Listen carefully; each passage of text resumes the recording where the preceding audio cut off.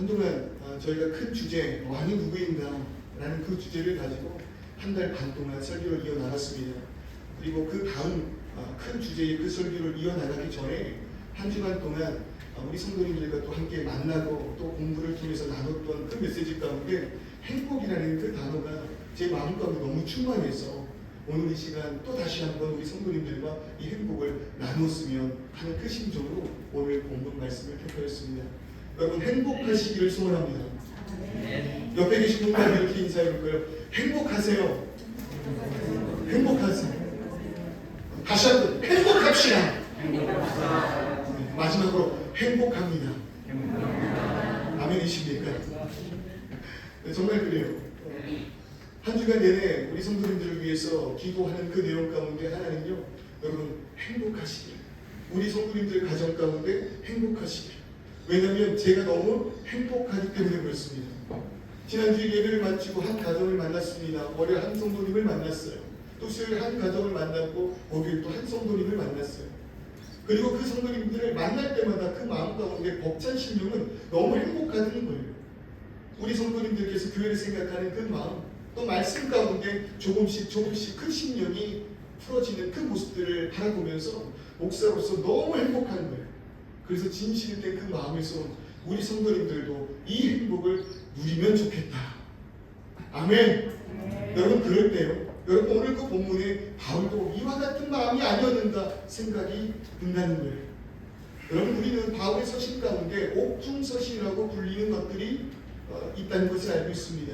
빌립보서 그렇고요, 빌레몬서, 골로새서, 에베소서 같은 이 서신서들은요, 바울이라는 자가 옥에 갇혀서 교회를 향하여 성도들에게 쓴 편지가 이것이에요. 마찬가지로 빌립보서도 옥중 서신입니다. 감옥에 갇혀서 빌립보 교인들에게 쓴 편지입니다. 그런데 이런 옥중 서신들을 제가 묵상하면서 정말로 재미있는 것 하나를 발견하게 됩니다. 그것이 무엇이냐면요, 이 모든 옥중 서신, 감옥에서 쓴 편지의 시작이 기쁨과 감사의 고백이 담겨 있다는 거예요. 여러분 놀랍지 않습니까? 에베소서의 그 시작을 보면 찬송하리로다 시작합니다. 빌레몬서 그 시작을 보면 항상 내 하나님께 감사하고라고 이야기를 해요. 골로새서의 그 말씀을 보아도 우리도 예수 그리스도의 아버지께 감사하노라 이야기하며 오늘 우리의 본문되는 그 빌립보서 1장을 보더라도 나의 하나님께 감사하며 기쁨으로 항상 간구하고 있다고 이야기한다는 거예요. 좀 이해되지 않습니까?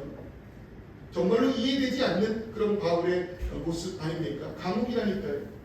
물론 여기서 말하는 이 감옥이 우리가 생각하는 죄과는 좀 다른 로마의 신권자 바울이었기 때문에 가뜩이 연금되어 있는 그런 상태지만, 그러나 그 몸이 자유롭지 못하고 분명 구속당에 있는 그런 상황 가운데에서 여러분 편안한 처소가 아니잖아요. 그런데 그럼에도 불구하고 자신의 형편과 상관없는 기쁨의 고백을 하고 있는 바울의 모습, 여러분 이해되십니까? 이해되지 않는다 하더라도 여러분 부러워하셨으면 좋겠습니다. 이해되지 않는다 하더라도 바울의 있는 심령을 여러분 질투하시기를 소망합니다. 특히 오늘 본문인 이 빌립보서 1장은요, 이 기쁨의 고백이 멈춰지지가 않는 것 같아요. 감사하며 기쁨으로 항상 간구한다 이야기하며 또 4절 넘어가면 너희 우리를 위하여 기쁨으로 항상 간구하는, 두 번이나 기쁨, 감사, 간구, 이것을 반복해 나아가고 있다는 거죠. 여러분 그 이유가 도대체 무엇일까요? 그 비결이 도대체 무엇일까요? 여러분 한 주간 어떠하셨습니까? 행복하셨습니까? 그럴 때 오늘 바울의 이러한 모습에 대한 비결이 무엇인지를 여러분 바라보시길 바랍니다. 빌립보가 어떤 곳이었습니까? 우리가 사도행전에서 이야기하는 그 빌립보의 모습을 보면요, 점치는 귀신 들린 여종을 두고 주인들이 돈벌이하는 그런 곳이었다는 거예요. 바울이 그 여인을 불쌍히 여겨서 귀신을 내쫓아 주었더니 그것을 핑계삼아 바울을 그 일행을 옥에 가두어냈던 것이 빌립보 아니었습니까? 그런데 그럼에도 불구하고 그곳에서 바울은 복음의 사역을 멈추지 않았습니다. 복음을 선포합니다. 한 여인을 만납니다. 그것이 누구였습니까? 루디아였습니다. 그의 가정에서 예배합니다. 그리고 멀지 않아 그 빌립보를 떠났다는 거예요. 그런데 오늘 말씀의 그 모습 보세요. 기쁨의 이유가 5절의 말씀을 보니까요, 첫날부터 그 빌립보 빌립보에서 복음을 전하고 루디아의 가정 가운데에서 복음을 전하며 예배가 시작되었던 그 첫날부터 이제까지 지금까지 바울은 그것을 떠나 있었지만, 바울은 그들의 이야기와 소식을 알지 못했지만, 그러나 다시 그 빌립보의 성도들의 상황을 깨닫게 되었을 때, 알게 되었을 때 감격할 수밖에 없었던 그 이유는 첫날부터 오늘 이 시간까지 옥에 갇혀 들린 그 소문이 너희가 지금까지 복음을 위한 일에 참여하고 있었구나. 여러분, 이것이 바울의 기쁨이었다는 것입니다. 여러분, 다른 서신서들도 마찬가지예요. 바울은 그 옥중 서신에서의 기쁨도 마찬가지예요. 에베소서를 보면은요, 그리스도 안에서 하늘에 속한 모든 신령한 복을 우리에게 주셨기 때문이라 기뻐합니다. 빌레몬서를 받으여 주 예수와 및 모든 성도를 향한 사랑과 믿음이 있기 때문이라고 이야기를 해요. 골로새서의 말씀을 봐도 예수 그리스도를 향한 믿음과 성도를 향한 사랑을 들었기 때문이라 이야기합니다. 믿음 때문이래요. 예수 그리스도 때문이라고 이야기합니다. 우리는 그것을 복음이라 이야기하는 것 아니겠습니까? 바울의 기쁨의 근거가 뭐라고요? 그 능력이 뭐라고요? 복음 때문이라고 이야기하고 있다는 것입니다. 지난 한 주간 우리가 창세기 공부를 하면서 행복에 대한 정의를 내려보았어요. 여러분, 행복의 사전적 의미가 뭐라고요? 생활 가운데 충분한 만족과 기쁨을 느끼며 흐뭇해하는 상태가 여러분 우리가 사전적으로 정의하고 있는 행복입니다. 다시 한번 읽어드려요. 생활 가운데 충분한 만족과 기쁨을 느끼며 흐뭇해하는 것. 여러분, 그럴 때 바울은 지금 무엇으로 충분해합니까? 무엇으로 만족해합니까? 무엇으로 흐뭇해하며 행복을 누립니까? 여러분, 복음이라고 이야기를 하고 있다는 것입니다. 한 주간 우리들의 삶을 돌아봅니다. 여러분, 우리들의 그 삶 가운데 우리 입술을 통해 와, 참 기쁘다, 와, 진짜 감사하다, 여보 당신 자기 행복해요. 여러분, 우리 입술을 통해 이런 고백을 하신 분들이 있으실까요? 자랑스럽게 여러분 손 한번 들어보시겠어요? 옆에 있는 분 말씀하시고, 어우, 몇 분 드시네요. 몇 분 드시네요. 몇 분 드셔요. 네. 대부분 아이들만 들었다는 건 왜일까요?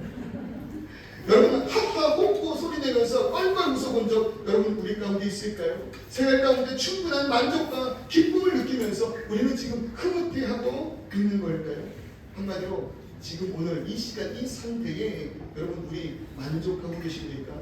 어떠한 욕심도 어떠한 불만도 없는 그런 상태입니까? 그렇게 여러분 우리는 이렇게 생각해 볼 수 있어야 된다고요. 무엇이 오늘 나를 만족해 하고 있는가? 나는 무엇으로 인하여 행복을 느끼고 있는 것인가? 누리고 있는 것인가? 생각해 보면은요, 우리 대부분의 행복의 정의는요, 지극히 환경적입니다. 어떤 환경적 조건이 나의 행복의 조건이라고 이야기할 때가 참 많습니다. 그리고 그 조건은요, 때에 따라 변화합니다. 행복에 대한 척도가 시시때때로 변화하고 있다는 거예요. 여러분 생각해 보세요. 호주 땅에 처음 왔을 때 우리들의 행복의 조건 뭐만 있으면 됩니까? 여러분, 비자만 있으면 됩니다. 비자 문제만 해결된다면 정말 행복할 것이라고 여러분이 생각했습니다. 그런 노력 가운데 비자가 해결됩니다. 여러분, 충분히 만족과 기쁨이 있어야 함에도 불구하고 그 기쁨이 지금도 유지되고 있습니까? 아니요. 이제는 살아가는 것이 당연한 우리가 되지 않았어요. 이제는 이 땅에 우리가 안정적으로 살게 되었으니 조금 더 나은 보장된 직장이 있으면 좋겠다. 우리의 삶 가운데 매번 이사가는 그런 상황이 아니고 안착할 수 있도록 집 한 채 있으면 참 좋겠다. 여러분, 그 다음은요, 이제 안착했으니 사람들이 나를 볼 때 좀 인정해 줬으면 좋겠으니 차 브랜드가 좀 바뀌면 좋겠다. 그 다음은요, 우리 자녀들. 여러분, 우리 부모님들의 얼굴이 유독 어두울 이유는 지난주 성적표가 나왔기 때문일까요? 우리 자녀들의 성적표가 나왔기 때문일까요? 여러분, 우리들의 또 소망은 뭐가 돼요? 우리 자녀들이 좀 공부를 잘해요. 좋은 대학에 갔으면 좋겠다. 이제 우리 자녀들이 좀 좋은 직장에 들어갔으면 좋겠다. 우리 자녀들이 좋은 배우자 만나 결혼하면 좋겠다. 여러분, 그 다음은요? 또 그 다음은요? 여러분, 사람은요, 서 있으면 앉고 싶고, 앉으면 눕고 싶고, 누우면 뭐 하고 싶어요? 자고 싶은 것. 그것이 우리의 인생의 모습 아니겠습니까?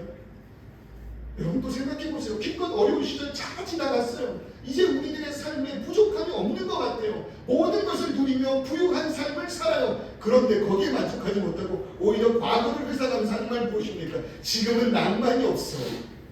그 옛날에는 단칸방에서 그렇게 부대끼며 살았어도 참 낭만이 있고 기쁨이 있고 추억이 있었는데 지금은 그런 게 없어. 방만 많아져서 다 각방으로 들어가고 있는 가족들의 모습을 바라보면서 우리 그런 아쉬움을 느끼는 것 아니겠습니까?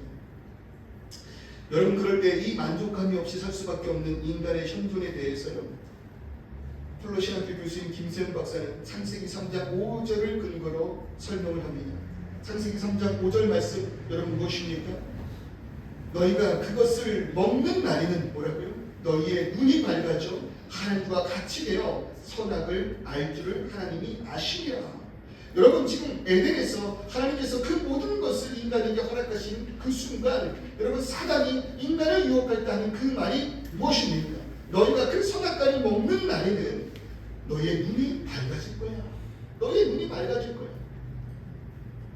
여러분, 이 꼬임에 빠져 사단의 말을 듣는 그 모든 그 순간, 여러분, 우리들의 이 비극이 시작된 거 아니겠습니까? 우리들의 비극의 시작이 뭐라고요? 우리에게 모든 것을 도와주신 하나님의 은혜를 저버리고 나를 유혹하는 사단의 은혜에 엎드려진 거라는 거예요. 마치 나를 낳아서 길러주고 나의 모든 것을 해결해 주셨던 그 부모님을 버리고 친구만도 못한 부모님이라고, 나는 내 인생 이 친구와 함께하는 것이 더 행복하다고 친구와 함께 집을 뛰쳐나아가 버린 그 못난 자녀와 같은 그 모습이 하나님께서 허락하신 은혜를 저버리고 사단의 말에 엎드려진 인간의 모습이라는 것입니다. 바로 여기서부터 인간은요, 무엇으로도 채워지지 않는 불만족 상태의 존재가 되어버렸다. 그렇게 설명을 하고 있다는 거예요. 이제 인간은요, 이제 스스로 자신이 하나님이라고 주장하면서 스스로에게 하나님 노릇하겠다라고 말하고 있다는 것입니다. 자신의 노력으로만 자신의 안녕과 행복을 확보하겠다는 뜻이고요, 자신의 존재 의미를 스스로 세우겠다라고 선언하는 것입니다. 여러분, 이 죄라는 것, 곧 하나님과의 이 분리, 인간이 스스로 자기 주장하는 교만은요, 이렇게 창조주 되신 하나님을 부정하는 것이기 때문에 여러분, 창조로부터 분리를 가져온다는 거예요. 더 이상 창조주에게 나의 마음을 열고 그의 도움을 받는 삶의 자세가 아니고요, 그에 대해서 나를 완전히 닫아버리는 자세를 갖는 것, 그것이 성경이 말하는 죄 아니겠습니까? 더 이상 하나님께서 허락하시는 무한함으로부터의 공급받는 삶이 아니라 이제는 내 스스로 내재되어 있는 그 자원으로만 자기 존재의 의미와 안녕과 행복을 확보하겠다라고 이야기하는 삶, 그것이 창조주와 분리된 우리들의 삶의 실존이라는 것입니다. 그럴 때 여러분, 쉼이 어디 있겠습니까? 열심히 내 스스로 내 삶의 안녕을 구걸해야 하는 그런 인생이 되었을 때 여러분, 우리가 감히 쉴 수 있겠냐 이것이에요. 그런 우리에게 만족이 어디에 있겠습니까? 여러분, 이 땅의 모든 것에는 분명한 한계가 있습니다. 모든 것에 분명한 한계가 있다. 그런데 이 한계가 있다는 것의 증거가 어떻게 나타나는 줄 아십니까? 결핍이라는 것으로 나타난다는 거예요. 여러분, 이 땅에 그 무엇을 우리가 계속해서 채워나간다 할지라도 그것은 분명 우리에게 결핍을 주게 된다는 거예요. 참 재밌는 게 있어요. 제가 둘째 아니겠습니까? 둘째다 보니까요, 누구보다 둘째의 마음을 잘 안다고 생각합니다. 첫째는요, 왜 생각만 해도 마음이 뭉클해져요? 왜 생각만 해도 마음이 짠해요? 첫째를 낳아 보니까요, 첫째는 정말 첫째구나. 우리 부모가 첫째 형님에게 했던 그 모든 마음들이 어느 정도 이해는 되더라 이거죠. 그럼에도 저는 둘째니까 그래, 둘째에게 나의 마음을 좀 더 쏟아주자. 절대로 둘째 앞에서 시은이 엄마라고 부르지 않기로. 저는 절대로 우리 아이들 앞에서 시은이 엄마 이렇게 부르지 않습니다. 여러분, 그렇게 하시면 안 돼요. 둘째, 셋째도 너무 서운합니다. 내 엄마 어디 갔냐고 여러분 따지게 된다니까요. 그거 하나하나부터 신경을 쓰면서 둘째를 키워냈어요. 첫째에게 하나 주면 둘째에게도 하나 줬어요. 첫째에게 2개 주면 둘째에게도 2개 줬어요. 막내가 왜 이렇게 예뻐요? 그럼에도 막내 한 번 안아주기 전에 언니 먼저 둘째를 안아줬어요. 저는 그러면서 얼마나 뿌듯해하며 좋은 아빠라고 생각했는지 몰라요. 어느 날 제가 둘째에게 물어봅니다. 가은아, 가은아, 충분하지? 가은이 네가 느끼기에 엄마 아빠가 시은이, 채은이를 더 사랑하는 것 같아? 그랬더니요, 다음 입술을 삐쭉 내밀고요, 눈물이 그렁그렁거리면서 이러는 거예요. 너무 당황했죠. 아니, 나는 의식을 했는데, 의식하고 둘째를 더 챙겨주려고, 더 사랑해주려고 노력했는데, 우리 부부가 그러하였는데, 둘째에게 물어보는 그 순간 둘째에게 결핍이 있다는 거예요. 여러분, 이 땅의 것으로 우리의 그 사랑으로 모든 것을 채워 만족시켜 주려고 노력한다 한들 여러분 결핍이 있다는 것입니다. 이 땅의 모든 것에는 분명 한계가 있다는 거예요. 우리들의 삶을 보십시오. 지혜가 부족해서 어떻게 해야 할지 모르고요. 내일 무슨 일이 일어날지를 알 수 없어서 불안 가운데 있어야만 하고요. 능력이 부족해서 인생에서 만나는 모든 문제들을 제대로 해결할 수 없는 것 아니겠습니까? 더 나아가서 사랑이 부족한 것 아닙니까? 그렇게 해서 갈등투성이의 삶을 살아야 하고 공간의 제약을 받아야 하고 무소부지한 그런 자유도 우리 가운데 없고 시간에 속박되기 때문에 시간의 흐름에 따라서 변화에 노예되는 거 아니에요? 늙고 병들고 죽어야 하는 그런 존재가 우리 아닙니까? 무엇으로 우리를 충분히 채우고 만족스럽게 할 수 있냐 이것입니다. 이것이 더 이상 창조주 하나님의 그 무한한 부요하심을 의지하지 않고 내재되어 있는 이 땅의 것으로만 살아보겠노라고 한 인간의 실존이라는 것입니다. 그래서 제가 이런 비유를 들어드렸어요. 마치 생명의 근원인 그 대지로부터 뿌리가 잘린 나무와 같은 것. 그것이 하나님을 떠난 인간의 모습이에요. 대지로부터 뿌리가 뽑힘으로 더 이상 양분과 수분을 공급받지 못하는 그 상황에 처해 있는 나무의 모습 생각해 보십시오.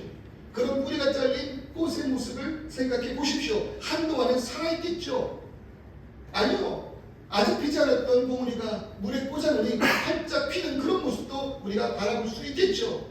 살아있고 잎이 푸르다 할지라도 여러분 그러나 우리는 그러한 나무를 그러한 꽃을 살아있는 나무 살아가고 있는 꽃이라고 절대로 이야기하지 않습니다. 뿌리가 뽑힌 그 순간부터 죽음의 권세 가운데 놓여진 나무 아니겠습니까? 이미 죽은 꽃 되는 것 아니겠습니까?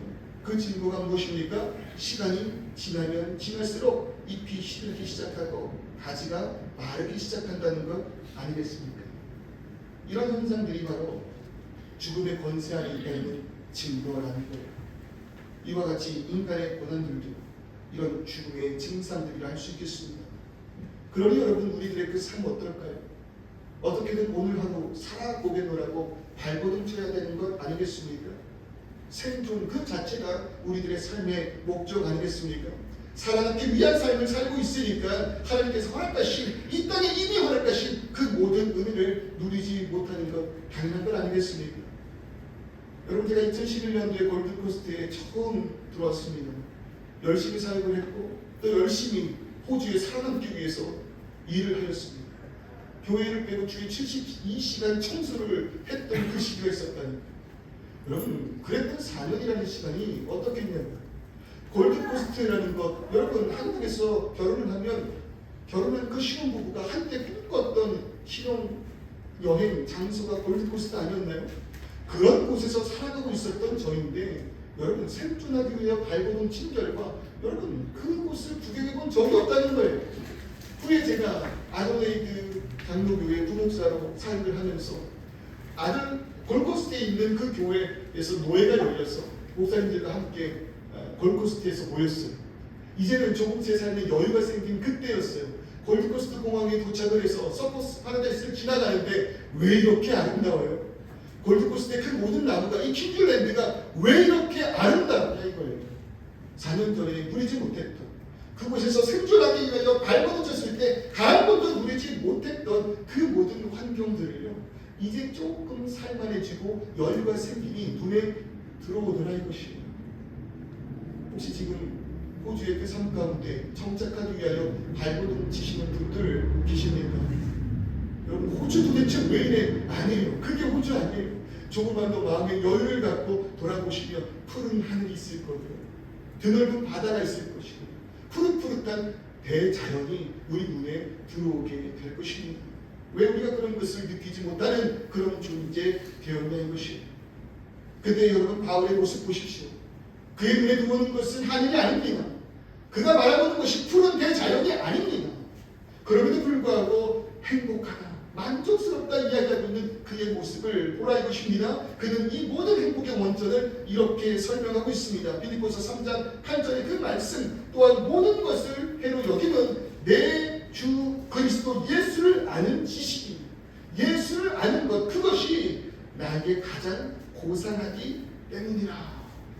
여러분 바울은 지금 뭐라 그래요? 예수를 아는 것, 그것이 나에게 가장 중요한 거야. 그것이 나에게 가장 고상한 지식이야. 그렇게 이야기를 하고 있다고요. 여러분 예수를 안다는 것이 뭔데요? 예수의 의미가 무엇인데요? 요한복음 6장 27절 또 35절의 그 말씀을 보십시오. 썩을 양식을 위하여 일하지 말고 영생하도록 있는 양식을 위하여 하라. 썩을 양식이 아니라 영생하도록 있는 그 양식을 위하여서 하라는 거예요. 우리가 이 땅을 살아가는데 먹는 그 모든 것, 여러분 자연 가운데 내버려 두면 썩어갑니다. 죽음의 권세 안에 있다는 것이에요. 그런데 썩지 않는 양식이 있다는 겁니다. 그것을 요한은 이렇게 이야기합니다. 35절 예수께서 이르시되 나는 생명의 떡이니. 이 땅의 그 모든 것이 한계성이 있고 아무리 취한다 할지라도 내 안에 그 죽음을 향한 결핍을 낳게 됐을 때 여러분 썩지 않는 것이 있다는 것을 바울이 깨달은 것입니다. 그것이 뭐라는 거예요? 예수께서 이르시되 나는 생명의 떡이니 내게 오는 자는 결코 줄이지 아니할 터이요 나를 믿는 자는 영원히 목마르지 아니하리라. 아멘이십니까? 썩을 양식만 위해 왔던 그가 영생하도록 있는 예수를 발견한 것입니다. 뿌리가 뽑혀버린, 뿌리가 꺾여져 버린, 잘려버린 나무의 인생으로 살았던 바울이 다시 그 무한한 공급체인 땅으로 돌아가 시냇가에 심겨진 나무가 되는 그 비밀을 알았다는 거예요. 오직 예수로 인해서 영원한 생명 되시는 하나님께로 나아갈 수 있는 능력, 이것이 세상에서 가장 고상한 비밀, 고상한 지식이라고 바울이 고백하고 있는 것입니다. 그러니 그런 사도 바울에게 온 변화가 무엇입니까? 생각이 변화된 것입니다. 가치관이 변화가 된 것입니다. 주인이 바뀐 것입니다. 그것을 우리는 예배라고 이야기를 하는 거예요. 나중에 다시 한번 보겠지만 여러분 예배는요 한 주간 일주일에 단 한 번 모여서 드리는 이것을 예배라고 이야기하는 것이 아닙니다. 가치관이 바뀐 것이 예배입니다. 생각이 바뀐 것이 예배입니다. 사방의 음침한 골짜기에서 돌아 예수 그리스도를 향하여 하나님께 나아가는 그 모습, 그 삶, 그것이 바로 예배라고 성경은 우리에게 이야기를 하고 있는 것이에요. 그래서 로마서 8장 5절부터 그 6절의 말씀 보십시오. 육신을 따르는 자는 육신의 일을, 영을 따르는 자는 영의 일을 생각하니, 그럼 이것이 예배가 되겠죠. 육신의 생각은 사망이요 영의 생각은 생명과 평안이라. 이스를 죽은 자 가운데서 살리시기에 영이 너희 안에 거하시면 그리스도 예수를 죽은 자 가운데서 살리시니가 너희 안에 거하시는 그의 영으로 말미암아 너희의 죽을 몸도 살리시리라. 생명을 발견한 자의 기쁨이 여러분 이런 거라는 거예요. 죽어가는 것을 위하여 아직 고집을 부리는 것이 아니라 영원한 것을 붙잡고 살아가는 자들의 모습이 바로 이러하다는 것입니다. 그러니 바울의 삶의 고백을 들어보십시오. 빌립보서 4장 11절부터 13절 내가 궁핍함으로 말하는 것이 아니니라. 어떠한 형편이든지 뭐래요? 나는 자족하기를 배웠노니. 나는 피천에도 처해받고 풍부에도 처해받는데 그것이 나의 인생을 무너뜨리고 나의 인생을 기쁘게 하는 것이 아니라 모든 일, 곧 배부름과 배고픔과 풍부와 궁핍에도 처할 줄 아는 일체의 그 비결을 나는 배웠어. 그것이 뭐래요? 따라해볼까요? 내게 능력 주시는 자 안에서 내게 능력 주시는 자 안에서 내가 모든 것을 할 수 있느니라. 내가 모든 것을 할 수 있느니라. 바울의 행복의 비결이 바로 이런 것입니다. 내게 능력 주시는 자가 있다면 그 안에서 내가 모든 것을 할 수 있다는 거예요. 그러니 바울은 자신의 참된 능력이 되는 이 기쁜 소식 예수의 이름에만 관심 있는 것 아니겠습니까? 여러분 우리의 능력은 어디서 나옵니까? 내가 이러는 곳에서 나올 것입니다. 우리의 능력은 어디서 나옵니까? 내가 모아놓은 곳에서 나온다고 생각할 때가 있습니다. 우리의 참된 만족과 안심은 어디에 있습니까? 내 창고에 쌓아둔 것으로 안심하는 우리들의 인생일 때가 분명히 있었습니다. 그러나 그 모든 것이 나를 만족시키지 못하는 그것이 분명 나의 인생 가운데 결핍을 낳기 때문이라고 이야기한다면 여러분 살아있는 이 예수 그리스도를 만나시기를 주님의 이름으로 축원합니다. 그러니 바울의 마지막 그 고백을 한 번 더 보세요. 빌립보서 3장 7절부터 8절. 예수를 만난 그 바울이 이전의 것들을 어떻게 생각하고 있습니까? 무엇이든지 내가 유익하던 것을. 바울도요 이전에 이 땅의 것들을 사랑했다는 거예요. 행복해하며 살았다는 거예요. 여러분 그렇지 않습니까? 그것들로 분명 우리들의 만족이 있지 않았습니까? 그러나 그리스도를 위하여 그 이전 것들을 다 해로 여길 뿐더러 더하여 또한 모든 것을 해로 여김은 내 주 그리스도 예수를 아는 지식이 가장 고상하기 때문이라. 내가 그를 위하여 모든 것을 잃어버리고 뭐가 치르게 되는 거예요? 배설물로 여김은 그리스도를 얻었기 때문이라. 여러분 어떻게 이런 일이 가능할까요? 어떻게 이런 일이 가능할까요? 여러분 가능하다고 생각하십니까? 그런데 여러분 우리들의 인생은요 계속해서 이전 것을 버리고 새로운 것을 향한 욕망으로 살아왔다는 것 여러분 아십니까? 제 첫째딸을 학교가 끝나고 항상 픽업을 해줘요. 그럼 그 아이를 데리고 집에까지 갈 때 제 옆에서 제 핸드폰으로 자신이 좋아하는 음악을 틀어줍니다. 그러면서 저한테 계속 물어봐요. 아빠 좋지? 아빠 노래 너무 좋지? 무슨 가사도 들리지도 않는 그런 노래를 틀어주고서는 좋지 아빠 너무 행복해하는 거예요. 근데 여러분 저도 그럴 때가 있었다니까요. 저도 그럴 때가 있었다는 거예요. 함께 있어 소중한 걸 몰랐던 거죠. 여러분 H.O.T 그 빛의 노래를 부르면서 와 정말 그 마음 가운데 말씀의 빛보다 여러분 아이돌이라고 생각하는 여러분 그 우상을 바라봤던 그런 기쁨들이 우리 가운데 있지 않았냐고요.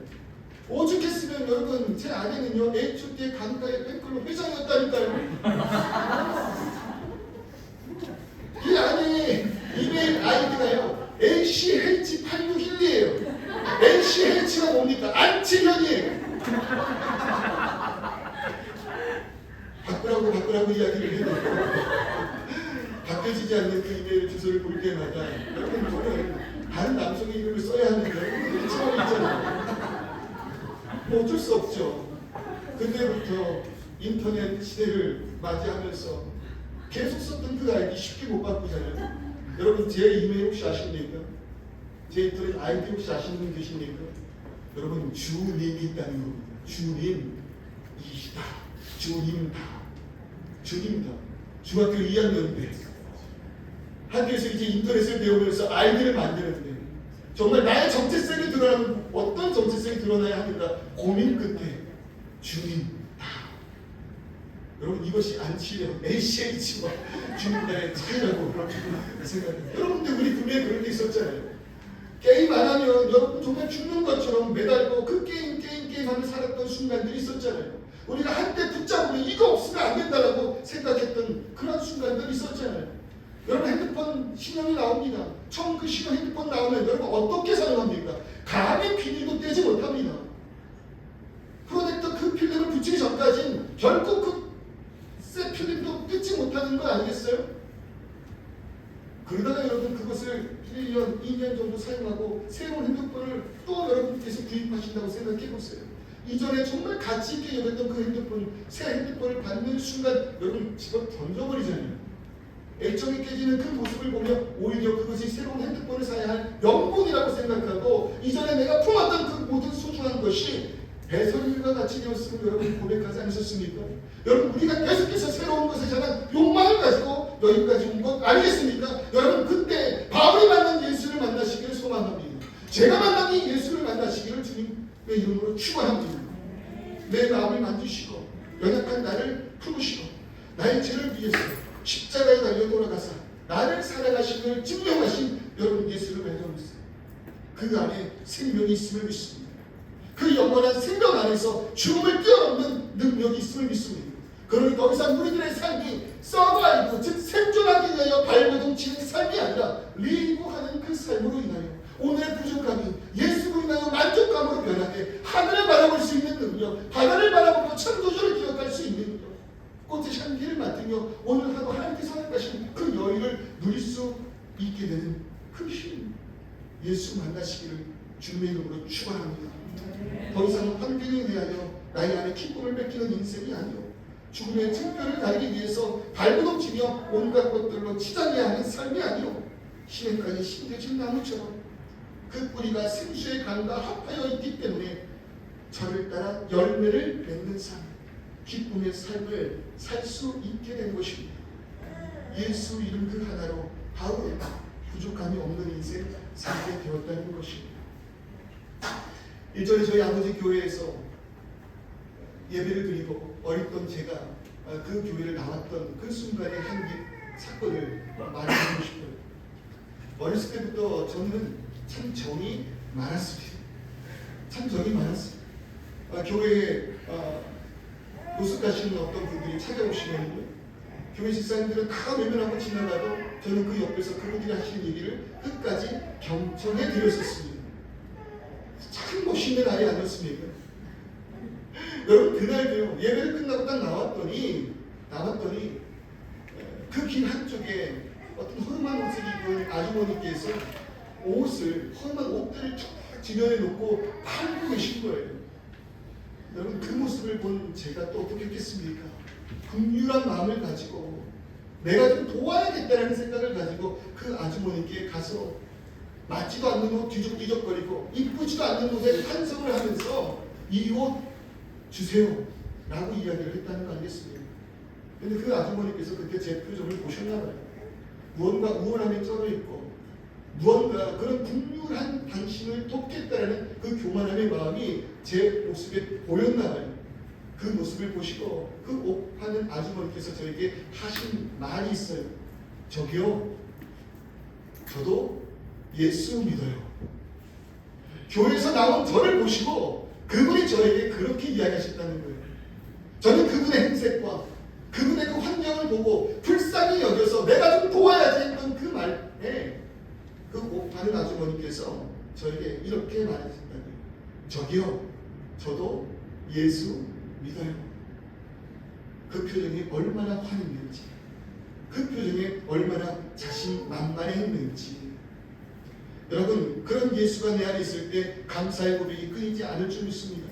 행복합니다, 평안합니다, 이 고백이 멈춰지지 않는 거예요. 물론 몸이 아플 때 있죠, 힘들 때 있죠, 너무 스트레스 받아서 머리가 빠지는 그런 순간들도 있죠. 그래도 괜찮다는 거예요. 왜냐하면 예수가 내 안에 있기 때문에, 그가 나와 함께 하시기 때문에 아무 염려 없어요. 여러분, 찬송할 수 있다는 건 아니겠습니까? 그 이름 하나로 충분하시기를 소망합니다. 여러분, 이 시간 혹시 그 예수를 만나고 싶은 분들이 계신다면요, 예수 그리스도를 영접하셨으면 좋겠습니다. 여러분, 이런 바울의 기쁨, 이런 저의 기쁨을 나도 누리고 싶다. 나도 예수로 인하여 이런 참된 복음의 능력을 얻고 싶다. 여러분, 소원하시는 분들이 있다면요, 나의 죄를 위하여 십자가에 못 박혀 죽으시사 영원한 생명 되시는 하나님께로 나를 인도하신, 나를 그의 자녀 삼아주신 예수 그리스도를 영접하셨으면 좋겠어요. 한번 따라해볼까요? 나를 위해 십자가에 못 박혀 죽으시고 하나님과 연합하게 하신 예수, 당신을 믿습니다. 그 안에 거하기를 소원합니다. 바울의 기쁨이 나의 기쁨 되게 하여 주옵소서. 오늘 여러분들께서 하신 그 고백 예수께서 들으신 줄 믿습니다. 그리고 믿기 원하는 마음으로 발버둥쳤던 나의 심령 가운데 성령 하나님께서 예수의 말씀을 기억하게 하사 나의 입술을 통하여 당신 나의 참된 주님 되십니다. 나의 참된 만족 되십니다. 나의 기쁨 되시고 나의 행복 되십니다. 고백하게 하실 줄 믿습니다. 이 시간으로 이렇게 한번 찬양해 볼게요. 이 찬양의 가사가 참 마음에 들어요. 이것이 행복이래. 이것이 행복이래. 이 찬송에 젖어다. 이것이 행복이라고 말하고 있는 그 행복을 여러분 함께 고백해 보도록 하겠습니다. 하지 않아도 정결하게 사는 삶 가진 것이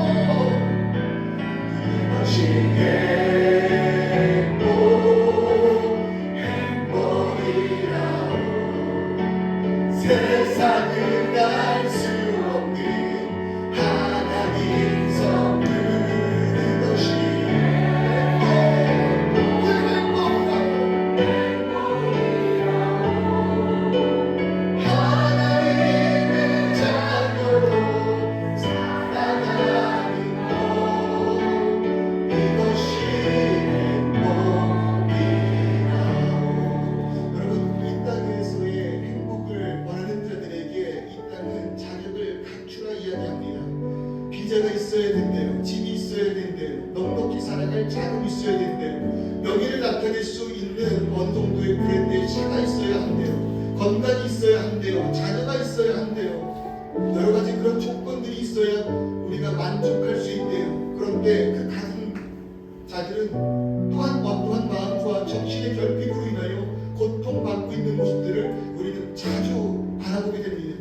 성경은 조건을 이야기하지 않습니다.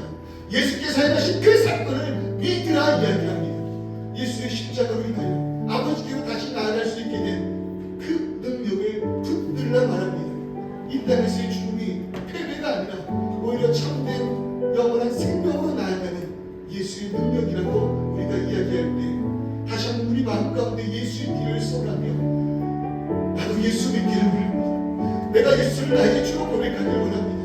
나의 죄로 인하여 이 땅 가운데 오신 예수 그리스도를 그 십자가의 피 흘리심이 나의 죄를 위함을 믿으며 나아가오니 알지 못했던 하나님을 예수로 인하여 알게 하시고 믿지 못했던 나의 신령을 성령 하나님께서 붙들어 주시옵소서. 이 시간 예수의 능력이 있어야 하는 분들 옆에 계신다면 손을 붙들고 함께 기도해 주시고 마음이 있으시다면 품고 기도해 주시고 오늘 내 스스로 점점 이 마음의 행복이 나의 행복되길 원합니다. 예수로 인하여 만족되는 나의 삶 되기를 원합니다. 우리 동성로 기도하며 나아가기를 원합니다. 아버지 하나님 이 시간 이것이 행복이라고 말할 때 나오는 기쁨이 나의 기쁨 되길 원합니다. 성경에 많은 예수를 만나는 길에 정말 많은 나도 우리를 원합니다. 아버지 하나님 예수께서 나를 위하여 이 땅 가운데 오시고 아버지 하나님 이 모든 것을 인하여 만족하는 삶 비록 이 땅 가운데 아버지 하나님 그 세상에 많은 조건들이 없다 할지라도 그러나 그럼에도 불구하고 이 하나님의 주님을 참된 생명을 위하여 나아가는 그 삶 나의 믿음 그것을 충분하다 고백하며 아버지 하나님 생존하기 위하여 발버둥치며 오늘 나의 가르치시는 일을 고치는 어리석은 우리가 아니라 이 영원하신 것들로 자족하며 만족하며 누리며 기뻐할 수 있는 우리 되게 하여 주시옵소서. 주여 우리 하나님 주님답지 않게 해주시옵소서. 세상에 의해서 세상의 만족의 것을 쉽게 만족하게 해주시는 하나님 앞에서 아버지 하나님 주님의 지혜를 우리 되게 하여 주시옵소서. 오늘도 나 예수로 예수를 도와주고 예수로 나를 기뻐하고 예수로 나를 만족하고 예수를 사랑하는 것 그것이 아버지 하나님 이 시간 우리의 참된 우리 가정의 참된 행복되게 하여 주시옵소서. 세상의 것에 쉽게 만족하는 우리 되게 하여 주시옵소서.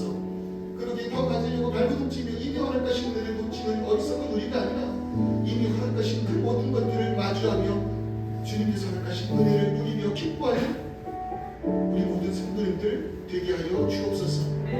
무엇보다도 우리 안에 영생이 있음을 기뻐하기를 소원합니다. 나를 사랑하시고 나를 구원하시고 이 땅에 오신 예수 그리스도의 보혈의 그 십자가의 능력을 붙드는 우리들의 삶 되기를 소원합니다. 이미 승리한 우리들의 삶 사망의 권세조차도 나를 무너뜨릴 수 없음을 기록하고 이 땅에서의 우리들의 패배가 결코 패배가 아님을 고백하는 자신만만한 우리 되게 하여 주옵소서. 우리들의 연약한 심령 주님을 알길 소망한다고 고백한 아버지 하나님 그 심령 가운데 성령 하나님 오늘이면 안 되겠습니까? 오늘 주님을 알고 싶다고 고백하는 그 심령 가운데 성령 하나님 예수를 깨달아 알게 하시며 나의 주로 고백하는 그 은혜의 역사 그날이 오늘이면 안 되겠습니까? 아버지 그러므로 인하여 정말 이 땅 가운데에서 어렵고 힘든 그 삶을 살아갈 수밖에 없는 우리들의 인생 가운데 참된 만족과 기쁨과 행복 허락하시면 안 되겠습니까? 주님의 때를 기다리며 묵묵히 나아가는 우리 성도님들 계십니다. 주님여 붙들어 주시옵고 그 기쁨을 속히 깨달아 알게 하여 주시고 바울의 기쁨이 나의 기쁨이고 나의 기쁨이 자녀들의 기쁨 되기를 소원하는 우리 모두 되게 하여 주옵소서.